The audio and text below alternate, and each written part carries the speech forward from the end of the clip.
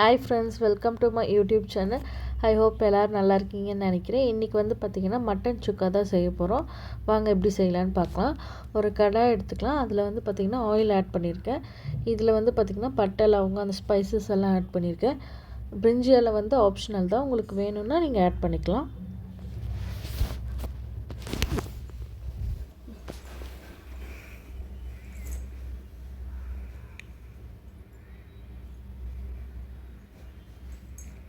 Mutton சுக்கா வந்து பார்த்திங்கன்னா really ரொம்ப டேஸ்ட்டாக இருக்கும்.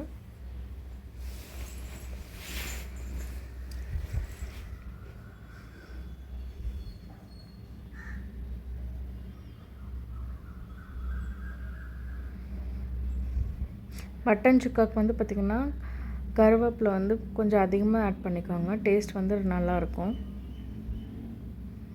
இப்போ வந்து பார்த்திங்கன்னா பச்சை மிளகாய் ஆட் பண்ணிக்கலாம்.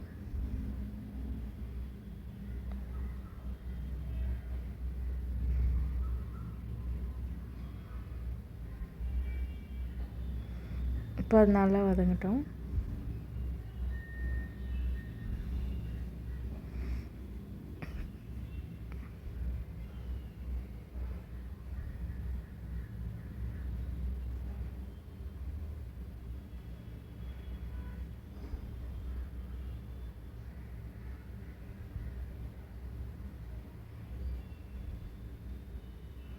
இப்போ பச்சை மிளகா வதங்கிடுச்சு. வெங்காயம் சேர்த்துக்கலாம்.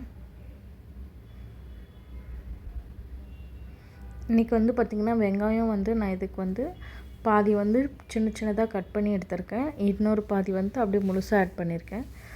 நீங்களும் அதே மாதிரி ஆட் பண்ணிக்கோங்க. இப்போது இது வந்து நல்லா வதங்கணும்.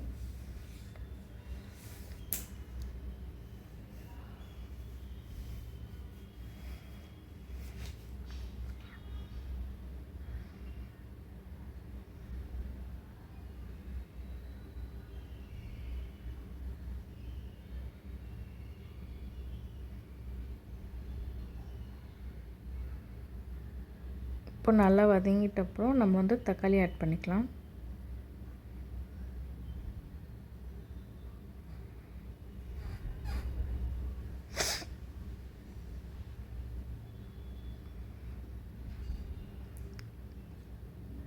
இன்றைக்கி வந்து பார்த்திங்கன்னா ரொம்ப கம்மியான குவான்டிட்டியில் தான் செய்ய போகிறேன். ஸோ இது வந்து ஒருத்தவங்களுக்கு மட்டும்தான் குவான்டிட்டி. இப்போது இது எல்லாமே நல்லா வதங்கி வரணும். நல்லா வதக்கி எடுத்துக்கலாம். தக்காளியும் சரி வெங்காயமும் சரி நல்லா வதங்கணும்.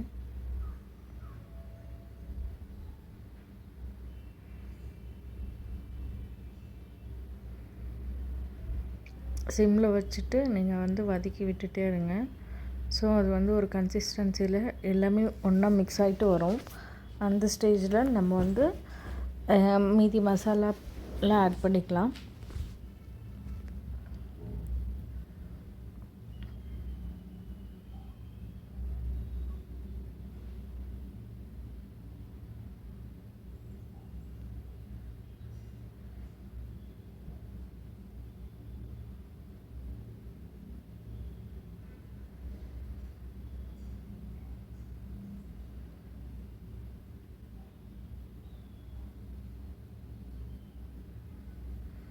இந்த பேஸ்ட் வந்து பார்த்திங்கன்னா இஞ்சி, பூண்டு, ஒரு காஷ்மீரி மிளகா இருக்குது இல்லைங்களா, அது 1/4 ஸ்பூன் வந்து பார்த்திங்கன்னா சோம்பு, அண்ட் 6 ஸ்பூன் வந்து சீரகம், அப்புறம் பார்த்திங்கன்னா ஒரு ஸ்பூன் ஃபுல்லாக டேபிள் ஸ்பூன் அளவு கொத்தமல்லி இருக்குது இல்லைங்களா, வர கொத்தமல்லி, அதை எல்லாத்தையும் தண்ணியில் ஊற வச்சு அரைச்சி எடுத்துருக்கேன்.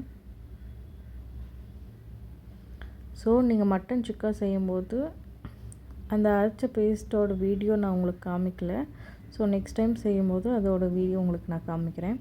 ஸோ இந்த பேஸ்ட்டு தான் வந்து பார்த்திங்கன்னா இந்த மட்டன் சுக்காவுக்கு வந்து ரொம்பவே சூப்பரான டேஸ்ட் கொடுக்கும்.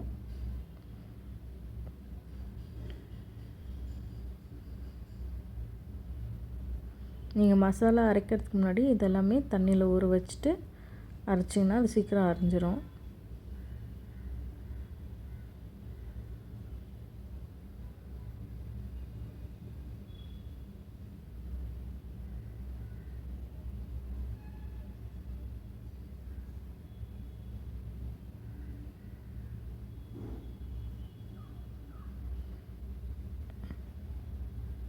நல்லா வதங்கட்டும். அந்த மசாலா வந்து நம்ம எல்லாமே வந்து ஊற வச்சுருக்கோம் இல்லையா, ஸோ அதனால் ஊற வச்சு அரைச்சதுனால அந்த பச்சை வாசனைலாம் போகட்டும். அது வரைக்கும் நம்ம வந்து நல்லா வதக்கி எடுத்துக்கலாம்.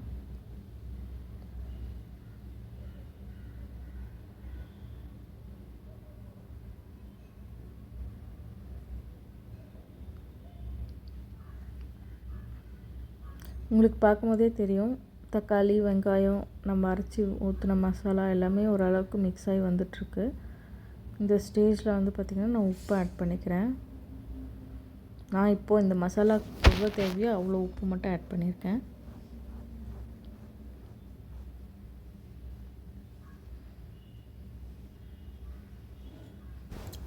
இப்போது மட்டன் எடுத்துக்கலாம். இது வந்து ஒரே ஒருத்தவங்களுக்கு செய்கிற குவான்டிட்டியில் தான் நான் செஞ்சுருக்கேன்.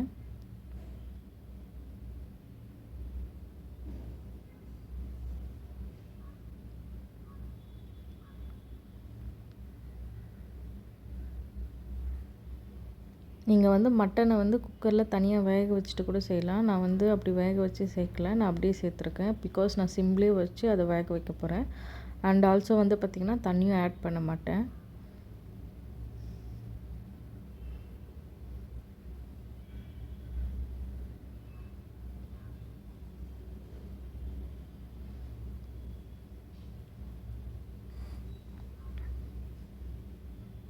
நல்லா வதங்கட்டும். இந்த தண்ணி வந்து பார்த்திங்கன்னா நம்ம மசாலா அரைச்சோம் இல்லையா, அதில் வந்து நிறைய மசாலா இருந்துச்சு. அதனால் கொஞ்சோண்டு தண்ணி ஊற்றிருக்கேன். உங்களுக்கு பார்க்கும்போது அது ஊற்றுனதுமே நல்லா கலந்துருச்சு. ஸோ அவ்வளோ தண்ணி நான் ஆட் பண்ணவே இல்லை, கொஞ்சோண்டு தான் ஆட் பண்ணியிருக்கேன்.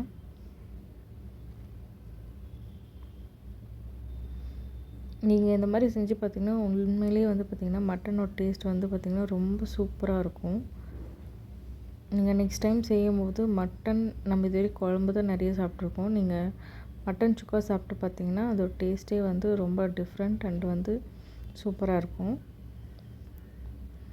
அதுக்கு வந்து பார்த்திங்கன்னா மட்டன் வந்து நல்லா வெந்திருக்கணும். அண்ட் ஆல்சோ வந்து பார்த்திங்கன்னா அந்த மட்டனோட டேஸ்ட்டும் நல்லாயிருக்கும்.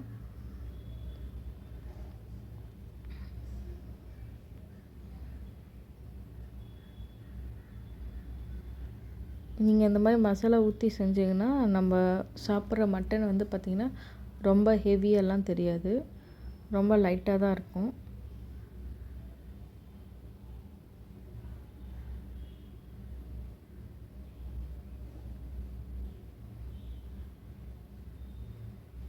ஆனால் டேஸ்ட் வந்து பார்த்திங்கன்னா ரொம்ப சூப்பராக இருக்கும்.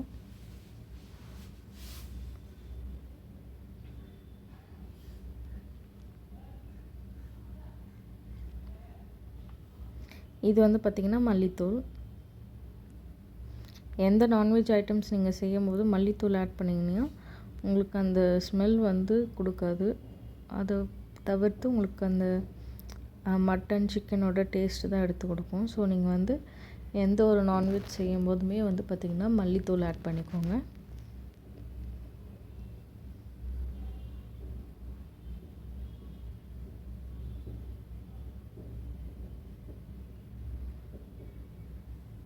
ஃபைவ் மினிட்ஸ் ஒன்ஸ் வந்து பார்த்திங்கன்னா சிம்மில் வச்சு நீங்கள் வதக்கி விட்டுட்டே இருங்க. ஸோ அப்போ தான் வந்து மசாலாவும் நல்லா கலந்து வரும், அடி பிடிக்காது. அண்ட் ஆல்சோ வந்து மட்டன்ஸ் கொஞ்சம் சீக்கிரம் குக் ஆகும். அதனால் நீங்கள் ஃபுல் ஃப்ளேமில் வச்சிங்கன்னா அது தீஞ்சிடும். ஸோ நான் சிம்மில் வச்சு ஒரு 15 மினிட்ஸ் நல்லா குக் பண்ணியிருக்கேன். அது 15 to 20 மினிட்ஸ் சாலிடாக இருக்கும். இது வந்து பார்த்திங்கன்னா பெப்பர். இப்போ மட்டன் நல்லா வெந்திருக்கு. ஸோ இந்த ஸ்டேஜ் நம்ம இறக்க போகிறோம். அப்போ வந்து கொஞ்சோண்டு பெப்பர் ஆட் பண்ணிக்கலாம். பெப்பர் ஆட் பண்ணும்போது இன்னமும் டேஸ்ட் நல்லாயிருக்கும். அதுக்கு நிறைய ஆட் பண்ணக்கூடாது, லைட்டாக ஆட் பண்ணும். ரொம்ப லைட்டாகவும் இல்லாமல் அதிகமும் இல்லை, நார்மலாக நம்ம வந்து இப்போ மஞ்சள் தூளெல்லாம் ஆட் பண்ணுறோம் இல்லையா, அந்த கன்சிஸ்டன்சிக்கு இந்த மட்டன் சுக்காவுக்கு நீங்கள் ஆட் பண்ணிக்கலாம். இப்போ கொஞ்சோண்டு மல்லி இலை.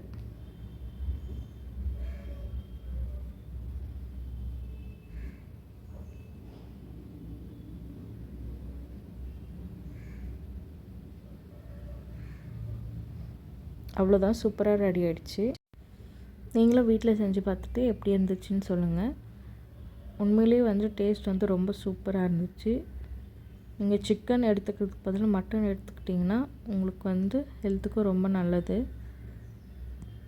தேங்க்யூ ஃபார் வாட்சிங்.